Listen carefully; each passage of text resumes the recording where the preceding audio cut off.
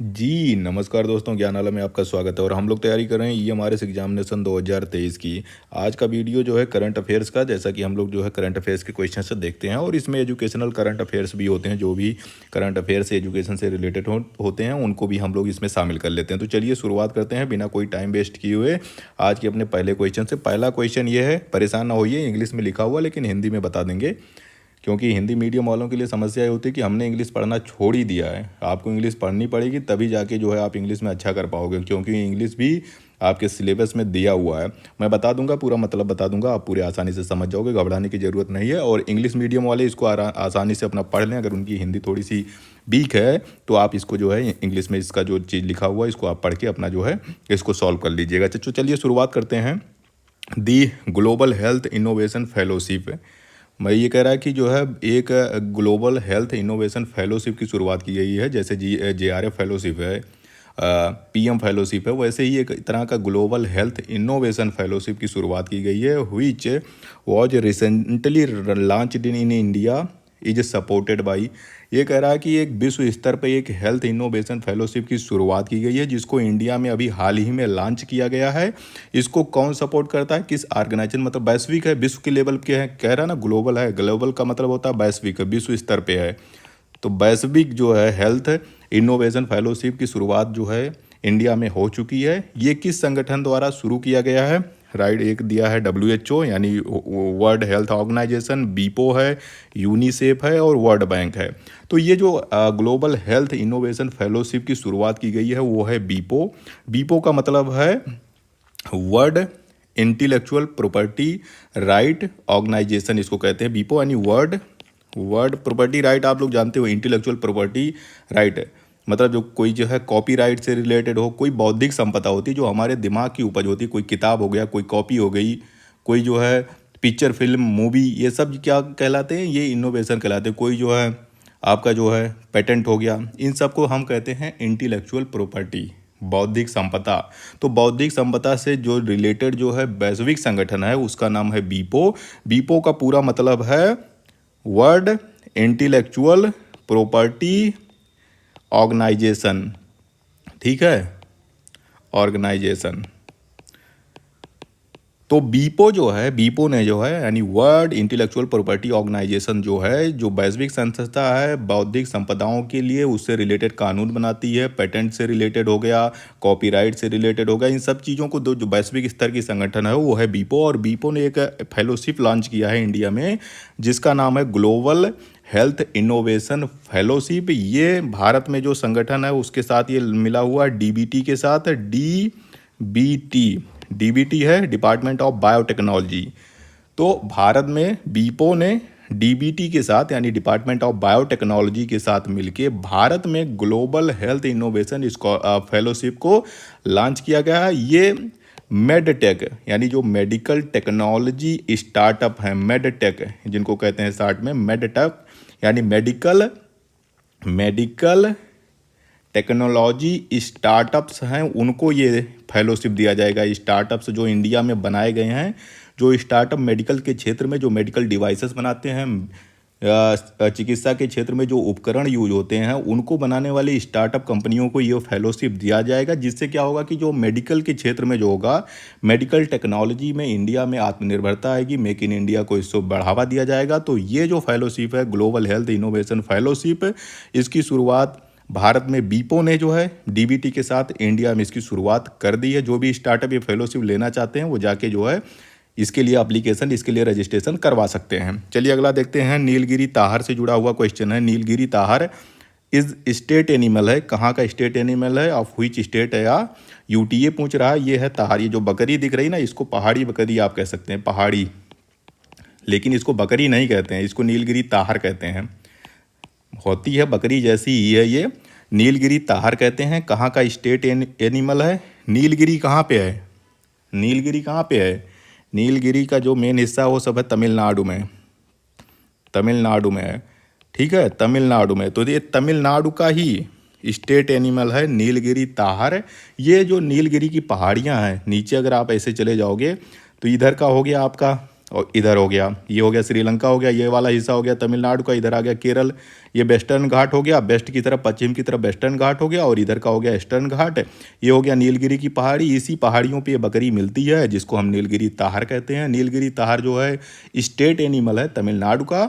ये इसलिए पूछ लिया गया है क्योंकि इसको जो है नीलगिरी ताहर के संरक्षण के लिए, क्योंकि ये एंडेमिक एक स्पीसीज है। एंडेमिक का मतलब होता है ऐसी स्पीसीज जो कहीं एक विशेष क्षेत्र में पाई जाती है।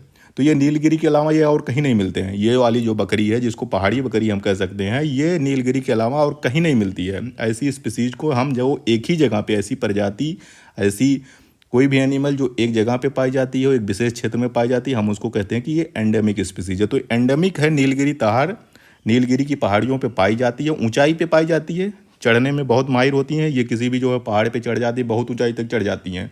तो इनसे पहाड़ पे रहने से इनको संरक्षण मिल रहा था फिलहाल अभी तक, क्योंकि ये जो इनके शिकारी होते थे ये भी इनको पकड़ नहीं पाते थे। बाघ बकरी इनका पीछा करते तो बाघ भी इनको पकड़ नहीं पाते थे, क्योंकि ये तुरंत ऊपर चढ़ जाते थे, पहाड़ी पे चढ़ जाते थे। बाघ नीचे रह जाते थे, पकड़ नहीं पाते थे कभी। तो ये चढ़ने में, पहाड़ पे चढ़ने में एक्सपर्ट वाली होती है नीलगिरी ताहर। लेकिन अब क्या हुआ कि पहाड़ बच ही नहीं रहे हैं नीलगिरी पे जो है। अब ह्यूमन जो है जाके वहाँ अपना अपना लोग घर बनाना शुरू कर दिए हैं, तो वहाँ पे इनको दिक्कत हो रही है। इनके संरक्षण के लिए जो है तमिलनाडु सरकार ने जो है एक स्कीम शुरू की है कि जो है इनका कंजर्वेशन हो, इनका संरक्षण हो। तो नीलगिरी ताहर स्टेट एनिमल है, राज्य पशु है, कहाँ का? तमिलनाडु का। चलिए अगला क्वेश्चन देखते हैं। तीसरा क्वेश्चन है कि इंटेंसीफाइड मिशन इंद्रधनुष। मिशन इंद्रधनुष हम सभी जानते हैं, इंद्रधनुष तो हमने सुना ही है। इंद्रधनुष, मिशन इंद्रधनुष, ये टीकाकरण से जुड़ा हुआ, वैक्सीनेशन से जुड़ा हुआ है। कैंपेन है aims to vaccinate children up to which years of age. ये कह रहा है कि जो इंटेंसीफाइड, इसको IMI भी कहते हैं, इंटेंसीफाइड मिशन इंद्रधनुष, 5वां वर्जन इसका चल रहा है, तो इसलिए हम कह सकते हैं कि 5.0 ये कैंपेन शुरू किया गया है वैक्सीनेशन के लिए, बच्चों के टीकाकरण के लिए इसकी शुरुआत हुई थी। अब इंटेंसीफाइड है मतलब जो एक तो सामान्य टीकाकरण चल रहा है, लोग करवा रहे हैं, जा रहे हैं अस्पताल में, लोग बच्चों का टीकाकरण करवा रहे हैं। इंटेंसीफाइड में है कि इसको और ज़्यादा तेज कर दिया गया है। इसमें ये स्कीम में किया गया है कि हर जो है महीने 6 दिन, 6 या 5 दिन, ऐसा है 6 या 5 दिन, लगभग 6 या 5 आप लोग चेक कर लीजिएगा। हर महीने में 6 दिन जो है लोग जाके, जो टीका लगाने वाले होते हैं, जो आंगनबाड़ी वाले कार्यकर्ता होते हैं, जो ANM GNM होते हैं, ये जाके घर घर बच्चों को टीका लगाएंगी। तो किस साल के, कितने साल के बच्चों तक टीका के लगाने के लिए कार्यक्रम शुरू किया गया है? ये है 5 साल के बच्चों के लिए। जैसे 5.0 तो आप इसको इसी से कोरिलेट कर लीजिए।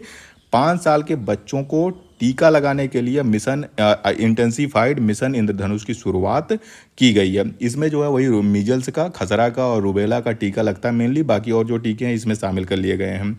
चलिए अगला देखते हैं। Sir JJ school of art, एक स्कूल है sir JJ school of art and architecture भी इसको कहते हैं, which was seen in the news, जो न्यूज़ में इस कुछ समय पहले था। ये कहाँ पे लोकेटेड है, किस राज्य में, किस UT में है?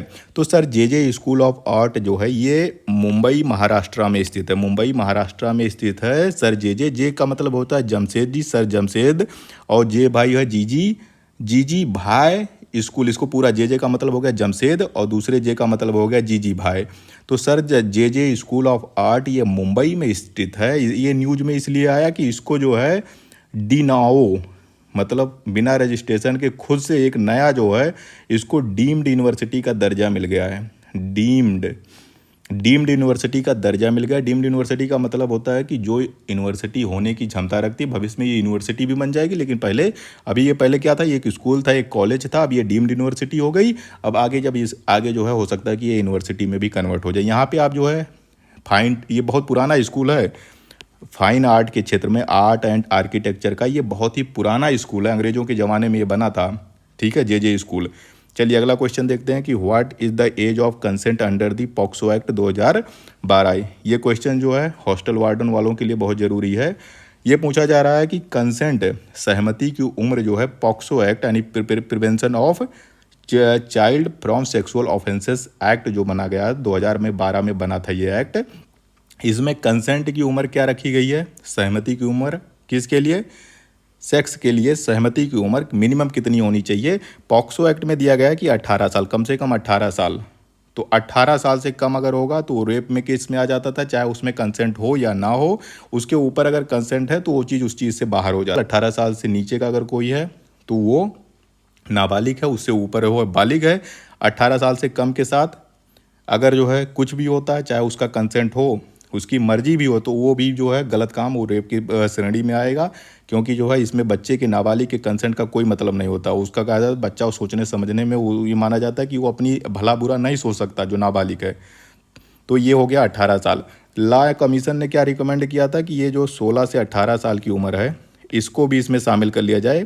ये ग्रे एरिया छोड़ दिया गया है। अगर हीनियस क्राइम होता है तो ये कह रहे हैं कि जो है 16 से 18 साल का भी अगर कोई होता है, जैसे बच्चे बच जाते हैं, कुछ जो है बच्चे 16 17 साल 18 साल के बच्चे भी क्रिमिनल माइंड के हो जाते हैं, बहुत बदमाश जो हो जाते हैं। वो सोचनी, उनकी बौद्धिक विकास इतना हो जाता है कि वो बालिग से भी ज़्यादा तगड़ा सोचते हैं। तो ये 18 साल से कम होते हैं, लेकिन ये बच जाते हैं। क्योंकि जो बाल जो होते हैं, जो बाल अपराधी होते हैं, उनको जो है संरक्षण मिल जाता है। उनको बच्चा मान के उनको जेल नहीं भेजा जाता, उनको बाल सुधार गृह भेजा जाता है। जो भी बच्चे अपराधी होते हैं, नाबालिग बच्चे अपराधी होते हैं, उनको बाल सुधार गृह भेजा जाता है। पहली बार अपराध ही कर रहा है, अपराध कर रहा है, तो ठीक, हम मान सकते हैं कि बच्चा है, गलती हो गई है। लेकिन जो पहले से ही बहुत सारे अपराध कर चुके हैं, ऐसा नहीं है कि अब 1 साल का जो कोई 17 साल का बच्चा है तो बहुत सोचने समझे में, अब सब बच्चे जो है बहुत जल्दी जो है उनके बौद्धिक विकास हो जाता। तो ये सब पूरा इसीलिए है कि जो एज ऑफ कंसेंट इसमें है, पॉक्सो में दिया गया, वो 18 साल है मिनिमम। अगला क्वेश्चन ये है कि who is the head of law commission. फिर से आ गया ना, लॉ कमीशन ऑफ इंडिया। 2023 में जो लॉ कमीशन बना है, 22 लॉ कमीशन बन चुके हैं अभी तक। तो इसके अध्यक्ष कौन है, लॉ कमीशन ऑफ इंडिया के अध्यक्ष कौन है जो 2023 में बने हैं? तो ये इसके ऑप्शन दिया गया, justice Rituraj Awasthi, justice K T Shankaran, professor Anand Paliwal and professor D P Verma. तो राइट आंसर है जो लॉ कमीशन 2023 वाला बना हुआ, उसके हैं जस्टिस ऋतुराज अवस्थी। एक कर्नाटक हाई कोर्ट के ये क्या है, ये फॉर्मर जो है चीफ जस्टिस रह चुके हैं वहाँ के कर्नाटक हाई कोर्ट के। और इनकी अध्यक्षता में लॉ कमीशन जो है 2023 का बनाया गया। इसी ने कई सारे रिकमेंडेशन दिए हैं कानूनों में सुधार के लिए, यूनिफॉर्म सिविल कोड हो गया, बाकी और जो चीज़ें हैं उनसे रिलेटेड ये सिफारिश सरकार को अपना दे चुके हैं। बहुत सारे पन्नों का ये बनाते हैं, कम से कम जो है 6-7 हज़ार पन्नों का रिपोर्ट ये जो है लॉ कमीशन अपनी देती है सरकार को। फिर आ जाइए, who has been appointed by election commission of India as its national icon. जो भारत का जो है निर्वाचन आयोग है, राष्ट्रीय निर्वाचन आयोग है, भारत का निर्वाचन आयोग है, जिसको ECI कहते हैं। 5 स्टेट में चुनाव होने वाले हैं।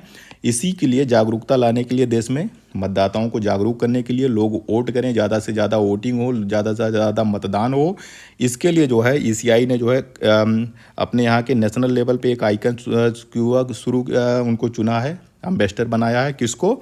कपिल देव, महेंद्र सिंह धोनी, अनुष्का शर्मा या राजकुमार राव। तो राइट आंसर है राजकुमार राव को जो है ECI ने जो है इंडिया के लिए नेशनल आइकन घोषित किया गया। ये करेंगे क्या, टीवी में जो भी ऐड आएगा ECI की तरफ से, उसमें ये प्रचार करेंगे कि मतदान करिए, जागरूकता फैलाएंगे मतदाताओं में और मोटिवेट करेंगे कि ज़्यादा से ज़्यादा वोटिंग हो। चलिए अगला क्वेश्चन देखते हैं। एयरबस क्या करती है? एयरबस जो होता है एरोप्लेन बनाती है। हैज टाइड अप विथ हुईज IIT, London Indian Institute of Technology, IIT के साथ इसने टाई अप किया है to boost talent development in Indian aerospace sector. ये कह रहा है कि जो एयरबस है, अमेरिका की कंपनी है, एरोप्लेन बनाती है, इसने एक IIT से टाई अप किया, उनके साथ समझौता किया। किस लिए? क्योंकि जो इंडिया का, भारत का एरो स्पेस सेक्टर है, एरो स्पेस मतलब हवा के क्षेत्र में जो होगा, मेक इन इंडिया को बढ़ावा देने के लिए देश में ही जहाज, बस, ये जहाज बने, एरोप्लेन बने, इसके लिए जो है टाई अप किया है। किसके साथ?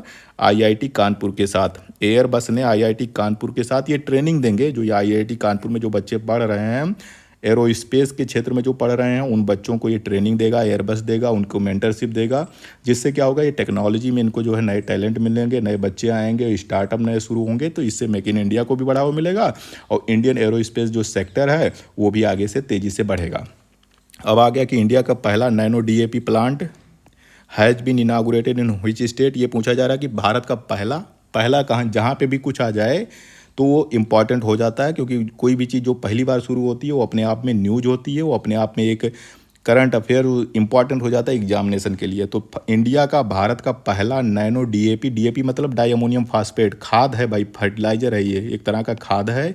और नैनो खाद है मतलब ये लिक्विड के रूप में होती है, लिक्विड। तो लिक्विड हो जाएगा भाई, लिक्विड। तो liquid nano liquid nano DAP, DAP मतलब di ammonium phosphate, phosphate fertiliser जो है एक तरह का खाद है। अब ये लिक्विड होगा तो पानी में नैनो टेक्नोलॉजी का प्रयोग करके इसको बनाया जाता है, मतलब आसानी से पानी में घुल जाता है और उसको जो है प्लांट जो है बहुत आसानी से उसको जो है प्राप्त कर लेते हैं, वो अपने जड़ों से उसको सोख लेते हैं, उसको प्राप्त कर लेते हैं। जो डीएपी होता है, जो सॉलिड वाला डीएपी होता है, उसको जो है खेत में डाला जाता है तो बहुत सारा जो है वेस्ट चला जाता था। नैनो डीएपी में ऐसा नहीं है कि वो पानी में घुला होता, लिक्विड में आप उसको जहाँ जहाँ सिंचाई कर रहे हैं उसी में डाल दीजिए, पूरे खेत में फैल जाएगा और प्लांट उसको आसानी से जो है उसको अपना ले लेते हैं, जल के साथ उसको प्राप्त कर लेते हैं। तो ये पहला प्लांट बनाएगा इस तरह की खाद। कहाँ बनाई जाएगी? ये बनाई जाएगी कलोल में।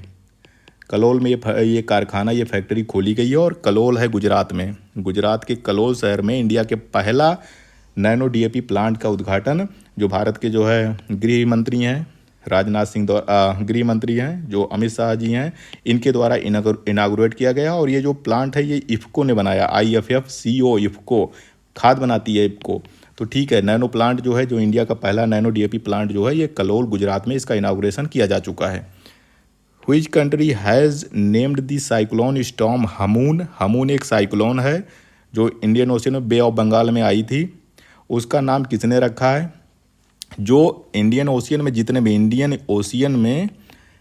ओशियन में जो साइक्लोन्स आते हैं यानी जो चक्रवात आते हैं उनका नाम ऐसे नहीं रखा जाता। उसके लिए एक जो है तरीका बनाया गया है। इंडियन ओशियन के जो कंट्रीज़ हैं, इंडियन ओशियन जानते हैं, भारत जो हिंद महासागर है, हिंद महासागर के जो आसपास के कुल 13 देश हैं, उन 13 देश में बारी बारी जो है जितने भी चक्रवात आते हैं उनका नामकरण किया जाता है। कभी इंडिया दे देगी, वो क्रम बनाया गया कि इंडिया देगी, फिर इंडिया के बाद बांग्लादेश देगी, बांग्लादेश के बाद फलाने देंगे। तो ये पूरा 13 देश जो होती हैं, जो भी साइक्लोन या चक्रवात है इंडियन ओशन में आते हैं, उनका नाम दिया जाता है। तो ये जो हमून नाम दिया गया है ये ईरान के द्वारा दिया गया, और इसका हमून का मतलब होता है रेगिस्तान में जो कहीं पे पानी दिखता ना उसके लिए यूज किया जाता है। कहीं पे जो है मार्स लैंड दिख जाता है, पूरा रेगिस्तान हो, ईरान में रेगिस्तान है ये, और बीच में कहीं पे आपको पानी दिख रहा हो तो उसके लिए यूज किया जाता है हमून। और हमून का जो है एक साइक्लोन है जो इंडियन ओशियन में ट्रॉपिकल साइक्लोन्स है, उसका नामकरण ईरान ने दिया। ये नाम जो होते हैं कॉमन नाम दिए जाते हैं, चलते फिरते नाम दिए जाते हैं, जो आम लोगों को आसानी से समझ में आ जाए उसके लिए दिया जाता है। चलिए अगला क्वेश्चन देखते हैं। व्हिच इंस्टीट्यूट रिलीज्ड ये consultation paper on digital transformation through 5G ecosystem? एक पेपर जारी किया है कि रिसर्च पेपर निकाला गया है digital transformation through 5G ecosystem. जो 5G इंडिया का इकोसिस्टम है, क्योंकि इंडिया ने अपना खुद का जो 5G टेक्नोलॉजी बनाया। इससे पहले जो है हम अमेरिका से, चीन से, ये सब जो 4G है वो सब पूरा जो है विदेशी है। लेकिन 5G में हमने प्रयास किया है, इंडिया ने प्रयास किया कि सारा कुछ सिस्टम जितना 5G का हो वो इंडियन हो, मेक इन इंडिया का हो। तो 5G इकोसिस्टम से एक डिजिटल ट्रांसफॉर्मेशन का एक रिसर्च पेपर जारी किया गया है। कंसल्टेशन पेपर है जिससे आप सहायता ले सकते हैं, उससे सहयोग ले सकते हैं, समझ सकते हैं।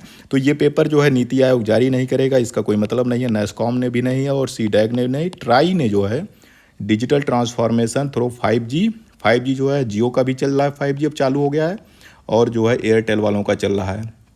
एयरटेल वालों का भी तो फ्री में चल रहा है, स्पीड बहुत तेज़ है जियो वालों की। तो 5G जो है इकोसिस्टम का जो पेपर लॉन्च किया वो ट्राई ने। ट्राई क्या करता है? Telecom regulatory authority of India है ट्राई। देश में जितने भी टेलीकॉम कंपनियां हैं जो भी मोबाइल और संचार कराती हैं, नेटवर्क प्रोवाइड करती हैं, इनको रेगुलेट करने का काम ट्राई करती है। अब करती क्या है, अब ट्राई ही जाने।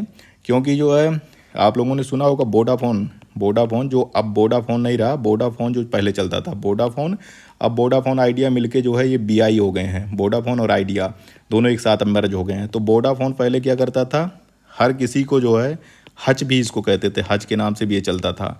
ये पूरा जो है कितना रुपया जो है गरीबों से काटा है, कितना रुपया कमाया है, एक भी रुपया किसी का वापस नहीं आया। क्या करता था, ये मैसेज भेज देता था, किसी को फ़ोन कर देता था कि भाई गाना सुनने के लिए ये दबाएं, वो दबाएं, 1 दबाएं, 2 दबाएं, और फिर जो है वो सब्सक्रिप्शन कर देता था, सब्सक्राइब करवा देता था, ज़बरदस्ती करवा देता था। किसी का 30 रुपया काट लिया। थोड़ा सा इंटरनेट हम लोग चलाते थे 2G में और 3G में, तो इतना रुपया काटता था कि जो है तुरंत पैसे गायब हो जाते थे, सारा जीरो बैलेंस आता था।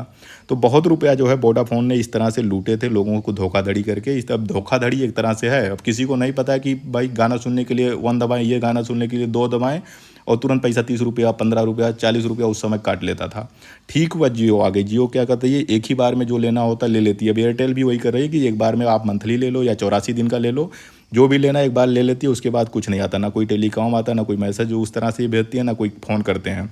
ये इसने तो हद मचा दी थी। वोडाफोन इंग्लैंड की कंपनी है, विदेशी कंपनी है, लेकिन अब ये जो है आइडिया जो इंडियन कंपनी थी उसके साथ मर्ज होकर BI बन गई हो। तो ट्राई क्या करती है, इस तरह से जिस तरह की पूरी चीज़ होती है वो रेगुलेट करती है टेलीकम्युनिकेशन सेक्टर में जो भी हो। तो 5G इकोसिस्टम का जो ट्रांसफॉर्मेशन पेपर जो है लॉन्च किया गया है वो ट्राई ने लॉन्च किया क्या, रिलीज किया है, जारी किया है। व्हिच स्टेट या यूटी मतलब यूनियन टेरेटरी या मतलब केंद्र शासित राज्य, वो रिसेंटली इनागुरेटेड दी ग्रीन वार रूम, यानी हरित युद्ध रूम कह सकते हैं इसको, या एक ग्रीन वार रूम ही कहिए, to address air pollution. Air pollution सबसे ज़्यादा ठंडियों में कहाँ बढ़ जाती है, दिल्ली में बढ़ती है, NCR में बढ़ जाती है, नेशनल कैपिटल रीजन NCR में बढ़ जाती है, या फिर आप सीधे कहिए दिल्ली में बढ़ जाती है। तो दिल्ली में जो है हर साल जो है जैसे ठंडी शुरू हो जाती है वहाँ पे जो है तुरंत जो है एयर क्वालिटी जो है वहाँ का तुरंत गिरने लगता है, ख़राब होने लगती है। तो महाराष्ट्र है नहीं इसका कोई मतलब, न्यू दिल्ली राइट आंसर है। न्यू दिल्ली सरकार ने, नई दिल्ली सरकार ने जो है ये एक कंट्रोल रूम इन्होंने बना रखा है, ग्रीन वार रूम, जहाँ पे ये मॉनिटर करेंगे जो वायु प्रदूषण है, वहाँ पे वायु प्रदूषण का जो सूचकांक है, जो क्वालिटी होती है वो देखेंगे। अगर स्थिति खराब होगी तो उसी हिसाब से फिर अपना जो है मेजर्स करेंगे, उसको कंट्रोल करने के लिए उपाय लगाएंगे। पानी का छिड़काव करेंगे, डीजल गाड़ी वाहन बंद कर सकते हैं, ऑड इवन चला सकते हैं। क्योंकि ठंडियों में स्मॉग की समस्या, यहाँ पे धुंध चालू हो जाती है, कुछ दिखाई नहीं पड़ता ठंडियों में। और स्मॉग बना हुआ दो चीज़ से, एक तो है फॉग और फॉग और स्मोग मिलके बनाते हैं फॉग। फॉग मतलब स्मोग और फॉग जब मिल जाते हैं तो ये बन जाता है स्मॉग। दो शब्दों से बना है smog, smoke and fog, smoke बन जाते हैं और ये पूरा धुंध हो जाता है और सांस लेने में बहुत दिक्कत होती है, आंखें जलने लगती है। अगर थोड़ा समय आप बाहर चल जाए तो आंखों में जलन होने लगती है, चेहरे पे जो है दाने पड़ने लगते हैं। तो गंभीर समस्या जो है ठंडियों में यहाँ पे दिल्ली में होती है। पॉल्यूशन, एयर पॉल्यूशन यहाँ पे बहुत ख़राब हो जाता है। कारण बहुत सारे हैं, एक तो जो मोटर व्हीकल इतने सारे चल रहे हैं उसका कारण है, दिल्ली में कंस्ट्रक्शन हमेशा होते रहते हैं वो कारण है, धूल उड़ते रहते हैं। पंजाब हरियाणा यूपी जो NCR के रीजन है यहाँ पे पराली जलाई जाती है, उससे एयर पॉल्यूशन बहुत ज़्यादा होता है। तो ये सारा चीज़ हो गया। तो इन्होंने जो है एयर पॉल्यूशन को जो है चेक करने के लिए, मतलब वो हमेशा एक कंट्रोल रूम खोल दिए कि कहाँ पे किस जगह पे कितना एयर क्वालिटी की स्थिति क्या है, कहाँ सही है, कहाँ गंभीर हो गई, कहाँ सामान्य है। तो वो पूरा उसी से मॉनिटर करेंगे और उसी के हिसाब से फिर ये अपना पूरा जो है जो भी इनको उस वायु प्रदूषण को कम करने के लिए करना होगा वो करेंगे। अगला क्वेश्चन हो गया कि स्पैरम बस इरम क्या लिखा हो भाई, स्पैरम बस सिंधुबर्ग, ये एक स्पीसीज का नाम है, एक जाति का नाम है। एक स्पीसीज है, एक प्रजाति है जिसकी खोज अभी हाल ही में की गई है। ये कौन सी स्पीसीज है, किसकी प्रजाति है, तो ये जो लिखा हुआ भाई यस, अब आप इसको सिंधुबर्ग, यस सिंधुबर्ग आप कर सकते हैं। तो ये जो सिंधुदुर्ग है, सिंधुबर्ग नहीं है सिंधुदुर्ग है, सिंधुदुर्ग, तो ये एक प्रजाति है स्पाइडर की, मकड़ी की एक प्रजाति है जो सिंधुदुर्ग जो महाराष्ट्र में स्थित है, महाराष्ट्र के सिंधुदुर्ग जिले में इस मकड़ी की खोज की गई है। मकड़ी की एक प्रजाति है यस सिंधुदुर्ग, इसकी खोज हुई है। जंपिंग मकड़ी इसको कहते हैं, एक जगह से कूद के चलती है, कूद के चलती है। तो ये एक नई प्रजाति है जिसकी खोज अभी हाल ही में सिंधुदुर्ग जिला महाराष्ट्र में इसकी खोज की गई है।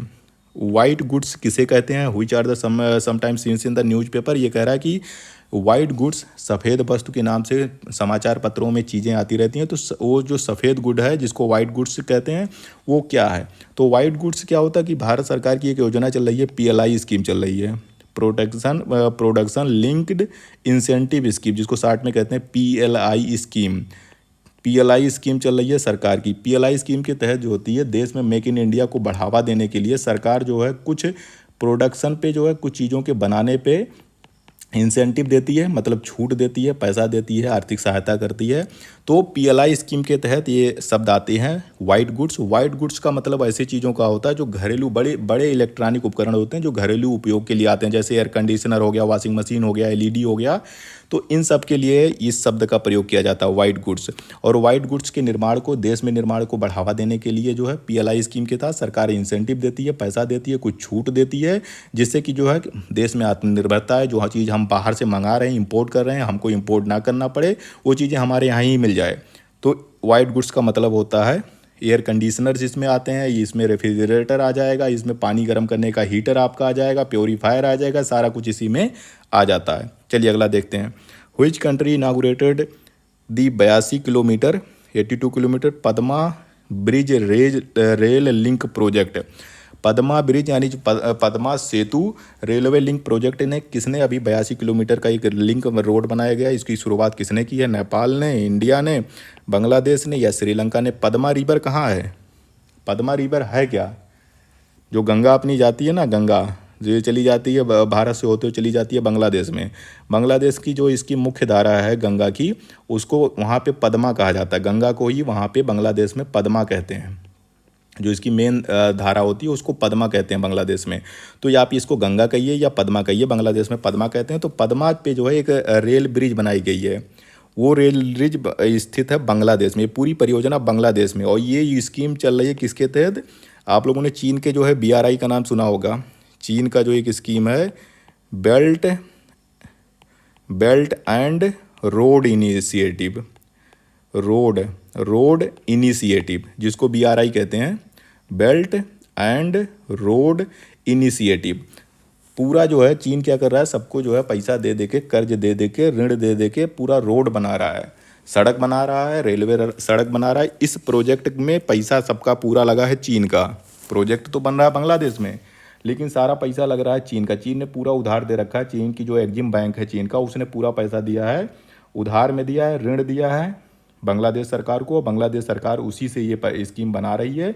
अब इसका फ़ायदा क्या होगा? ये भारत के लिए एक बहुत ज़्यादा चैलेंजिंग जो है, भारत की सुरक्षा की दृष्टि से, आर्थिक दृष्टि से बहुत ही खतरनाक प्रोजेक्ट है ये चीन का।